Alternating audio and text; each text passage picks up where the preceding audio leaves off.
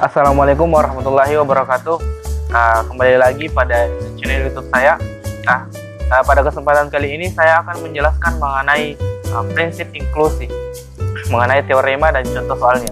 Nah, untuk itu jangan lupa like and subscribe.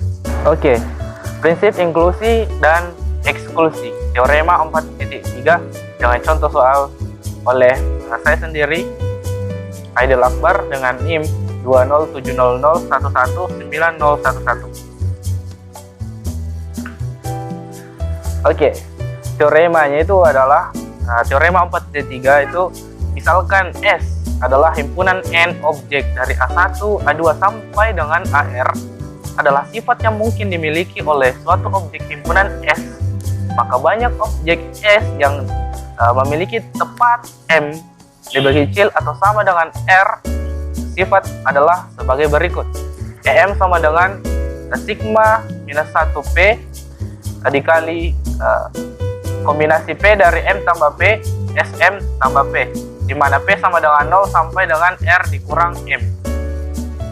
EM sama dengan kombinasi 0 dari M dikali SM dikurang kombinasi 1 dari M tambah 1 dikali SM tambah 1 ditambah kombinasi 2 dari M tambah 2 dikali SM tambah 2 minus plus sampai dengan minus P dikali dengan kombinasi P dari M tambah P, SM tambah P tambah sampai dengan minus 1 pangkat R dikurang M kombinasi R dikurang M dari R dikali SR.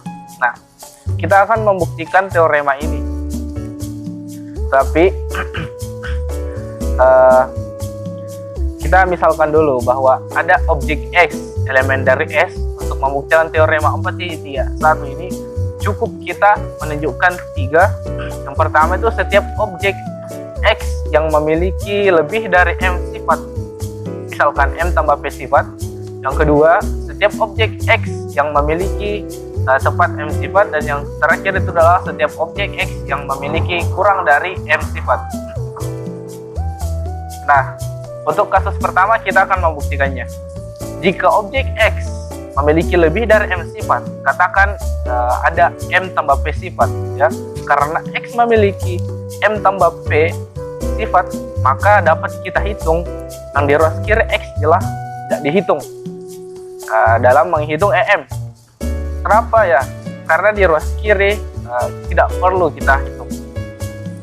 Dan akan ditunjukkan bahwa objek ini dihitung sebanyak 0 kali dalam menghitung ruas kanan.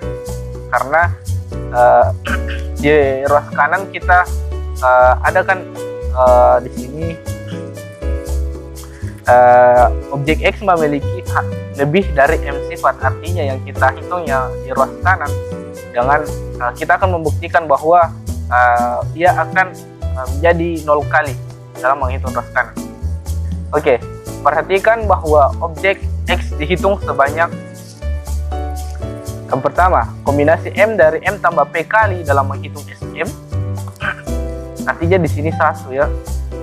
Kombinasi M tambah P di sini 1 kali. Kemudian kombinasi M tambah 1 dari M tambah P kali dalam menghitung SM tambah 1, kombinasi M tambah 2 dari M tambah P kali dalam menghitung SM tambah 2, dan seterusnya.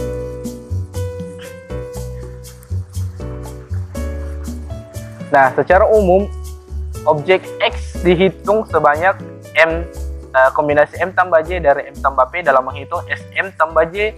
Untuk J itu lebih kecil atau sama dengan P. Nah, ini kita dapat, ini formula umum dari yang tadi saya bacakan barusan, yang beberapa kombinasi tadi. Sedangkan untuk J, kalau J-nya lebih besar atau sama dengan P, maka objek X tidak dihitung lagi dalam menghitung SM tambah J, karena sudah kita misalkan bahwa objek X memiliki M tambah P sifat. Nah, dengan demikian untuk ruas kanan dapat kita tulis sebagai berikut.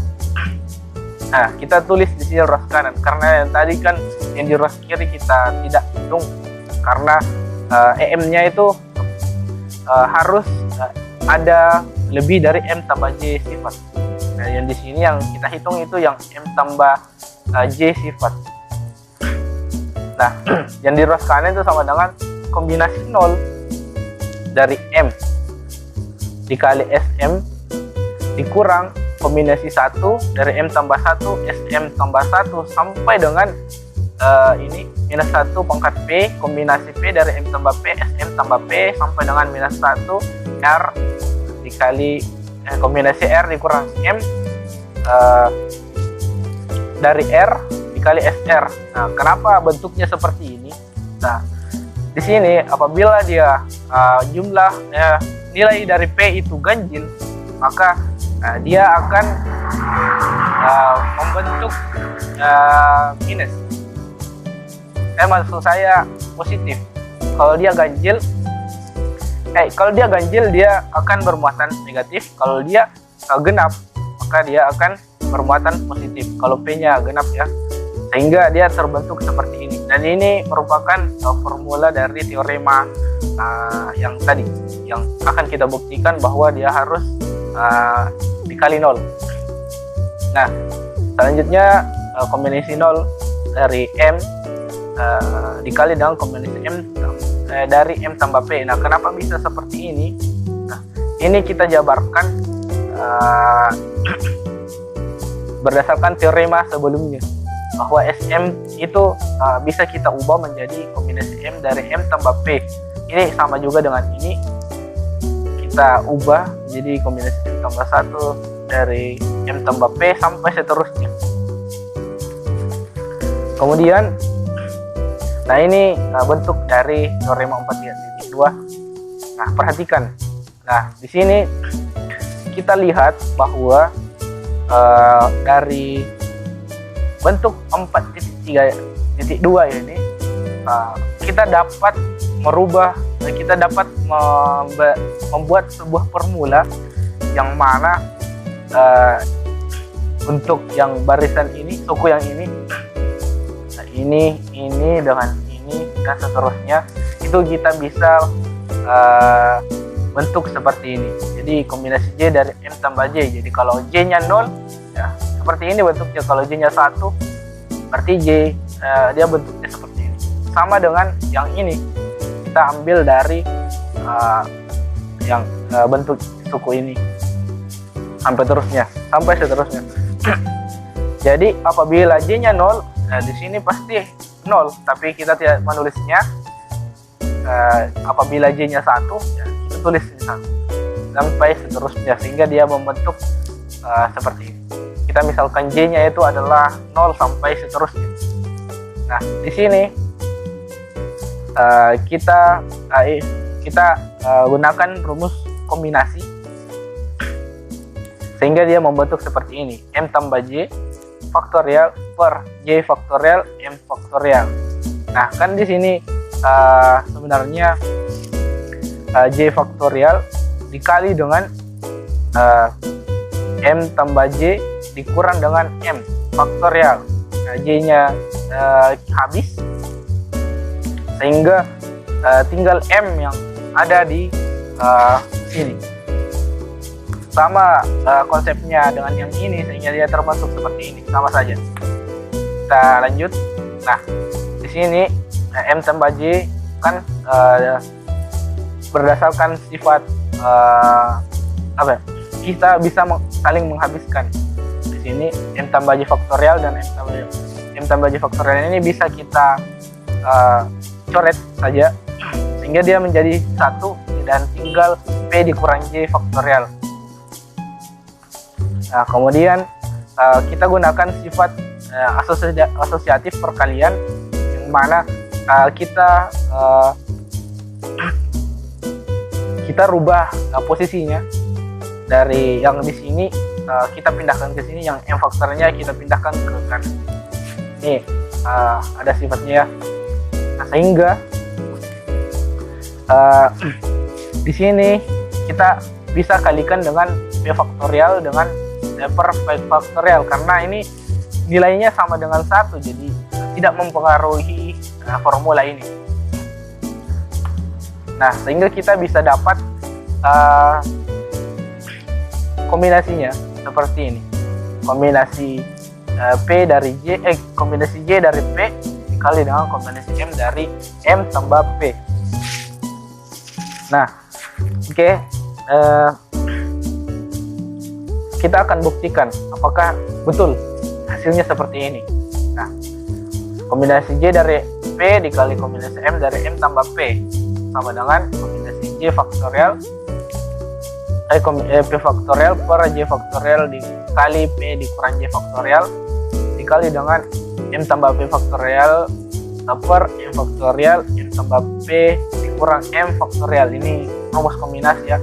Nah, selanjutnya karena M di sini bisa kita kita bisa operasikan sehingga M di sini menjadi habis, tinggal P faktorial sehingga dia bentuknya seperti ini, sama dengan yang ini ya. Oke. Kita dapat peroleh bahwa M tambah J kombinasi J dari M tambah J dikali dengan M tambah J kombinasi M tambah J dari M tambah P itu sama saja dengan kombinasi J dari P dan dikali dengan kombinasi M dari M tambah P. Nah, sehingga bentuk 4.32 dapat kita tulis seperti ini. Seperti ini ya, sama seperti yang rumus di ros kanan tadi, cuman kita ganti dengan formula ini. Nah, kemudian dia sama dengan kalau di sini kita keluarkan yang M tambah P kombinasi M dari M tambah P, kan sama saja apabila kita keluarkan, karena di sini sifatnya masih variabelnya kita bisa katakan variabelnya sama di sini, sehingga kita bisa keluarkan tinggal kombinasi 0 sampai seterusnya. Nah, berdasarkan teorema 4.2 pada teorema ini bahwa kombinasi 0 dari P dikurang kombinasi 1 dari P ditambah kombinasi 2 dari P dikurang dan seterusnya sampai minus 1 pangkat P kombinasi P dari P sama dengan 0, sehingga M tambah P kombinasi M dari M tambah P dikali 0, sehingga terbukti bahwa objek ini dihitung sebanyak 0 kali dalam menghitung ros kanan. Nah, kasus 1 telah selesai. Kemudian di kasus 2. Nah, jika objek X memiliki N sifat, maka objek ini dihitung tepat 1 dalam menghitung EM. Dapat menghitung EM ya. Berarti di ros kiri yang kita akan menghitung di ros kiri dan juga di ros kanan yang bentuknya ada SM. Untuk objek X dihitung sekali dalam menghitung SM. Dihitung 0 kali dalam menghitung SM tambah K. Kenapa dihitung 0 kali dalam menghitung SM tambah K? Karena di sini objeknya itu harus tepat M sifat. Sehingga yang SM tambah K berarti dia lebih dari M sifat, sehingga dia tidak dihitung hanya 0 kali. Untuk K lebih besar atau sama dengan 1, maka objek dihitung tepat 1 kali dalam menghitung ros kanan. Nah, formula teorema kita tuliskan kembali. Nah, di sini yang kita hitung adalah EM. Kita hitung EM sebanyak 1 kali, EM sifat, SM sifat juga, karena di sini hanya 1 sifat, sehingga kita hitung sebanyak 1 kali. Sedangkan yang ini semuanya kita tidak hitung 1 kali karena berdasarkan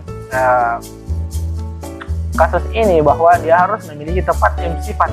Nah, yang tepat M sifat yang kita hitung, yang tidak tepat dengan M sifat kita tidak hitung sesuai dengan pernyataan ini, sehingga terbukti ros kanan diperoleh, ros kiri sama dengan ros kanan, sehingga masing-masing bernilai 1, terbukti.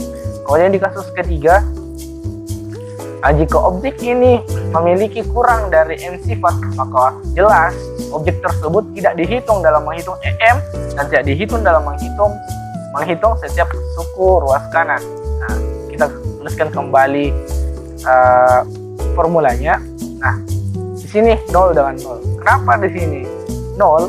Nah, karena kan dia di sini mengatakan bahwa jika objek ini memiliki kurang dari M sifat. Nah, berdasarkan formula yang ada, teorema bahwa tidak ada yang di sini ada yang tepat M sifat dan lebih dari M sifat. Tidak ada yang kurang dari M sifat, sehingga kita hitung 0 kali semuanya, sehingga terbukti bahwa diperoleh ruas kanan dan ruas kiri itu masing-masing nilainya sama dengan 0. Nah, kita beralih ke contoh soal. Sebanyak N pasangan suami istri hadir dalam suatu pesta dansa, dan saat dilakukan serentak, dan seorang pria harus berdangsa dengan seorang wanita. Berapa peluang yang terdapat tepat satu pasang suami istri berdangsa dalam pesta dansa tersebut? Nah, kita akan mencari ini. Nah, kita misalkan S adalah semua himpunan dari semua pasangan yang mungkin akan berdansa, dan AI itu menyatakan sifat di mana suami ke I berpasangan dengan istrinya, di mana I itu lebih besar dari 1, atau I sama dengan lebih besar atau sama dengan N, dan lebih kecil atau sama dengan N. Karena terdapat N pasangan suami istri, maka N-nya itu kita simbolkan itu sama saja dengan himpunan dari S, himpunan dari semua pasangan yang mungkin, dan kita dapat rumuskan bahwa dia adalah N faktorial. Selanjutnya kita peroleh bahwa NAI itu sama dengan banyaknya pasangan yang mungkin, di mana pasangan KI adalah pasangan suami istri. Banyak permutasinya itu N dikurang 1 elemen. Nah, kenapa di sini dikurang 1 N dikurang 1 elemen? Nah, karena kan di pertanyaan bahwa tepat satu pasangan suami istri yang berdansa, sehingga kita tuliskan di sini 1 saja. Nah, kita dapat tuliskan N1 faktorial untuk memperoleh untuk kemungkinan berapa pasangan yang tepat satu melakukan dansa suami istri. Nah, secara umum kita peroleh bahwa jika ini untuk secara umum ya, N AI1, AI2 sampai AIK itu kita tuliskan N dikurang K faktorial. Nah, jadi kalau misalkan pasangannya ada 2, berarti N dikurang 2 faktorial, dan seterusnya. Karena ada di sini kombinasi K dari N, kombinasi K dari N cara memiliki K sifat dari N sifat yang ada, maka SK itu sama dengan kombinasi sigma N dari AI1, AI2 sampai AIK. Nah, itu sama saja dengan kombinasi K dari N dikali dengan N dikurang K faktorial. Itu untuk SK. Sama saja yang di tadi di pembuktian teorema. Oke, dari teorema 431 R-nya itu sama dengan N, dan M-nya itu sama dengan 1. Nah, kita peroleh bahwa kan di sini di formula berdasarkan teorema 431 ya. Misalkan ini 431, rumusnya kita gunakan yang ini. Nah, kalau M-nya di sini M-nya 1 karena hanya satu pasangan, sehingga S1 dikurang kombinasi 1 dari 2, S2 karena di sini kan S1 ditambah 1 sehingga dia menghasilkan 2 sampai seterusnya dengan 1 di pangkat N dikurang 1 dikali dengan kombinasi N dikurang 1 dari N dikali Sn. Nah, S1-nya ini kita bisa kita ubah lagi berdasarkan teorema yang pernyataan yang sebelumnya bahwa ini SK, bahwa ini, sehingga S1-nya ini apabila K-nya 1, maka bentuknya kombinasi 1 dari N dikali dengan N dikurang 1 faktorial, dan seterusnya, sehingga dia, dan ini formula minus 1 dikali pangkat N dikurang 1 dikali kombinasi N dikurang 1 dari N dikali kombinasi N dari N dikali N dikurang N faktorial. Nah, yang bagian kombinasi 1 dan N ini, kombinasi yang ini kita ubah lagi, kita berdasarkan rumus kombinasi sehingga dia membentuk seperti ini. Nah, dapat dilihat ya. Kemudian di sini kita habiskan n dikurang 1 faktorial habis dengan yang ini karena sama saja ya. Jadi tinggal n faktorial 1 faktorial sehingga hasilnya di sini n faktorial saja. Kemudian di sini minus 2, ini habis, ini juga habis, tinggal n faktorial dan 1 faktorial, ini habis juga, dan seterusnya. Sehingga kemudian karena ada n, kita keluarkan semua n pada suku-sukunya, sehingga hasilnya 1 dikurang 1 per 1 faktorial ditambah 1 2 faktorial. Nah, itulah hasilnya yang kemungkinan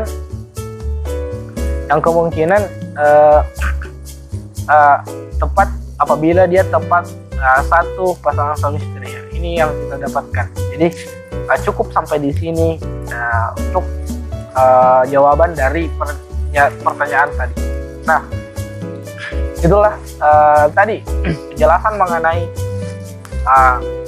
teorema 4.31 dan contoh soalnya. Mohon maaf apabila banyak kekurangan pada video kali ini. Terima kasih atas segalanya. Sekian. Assalamualaikum warahmatullahi wabarakatuh.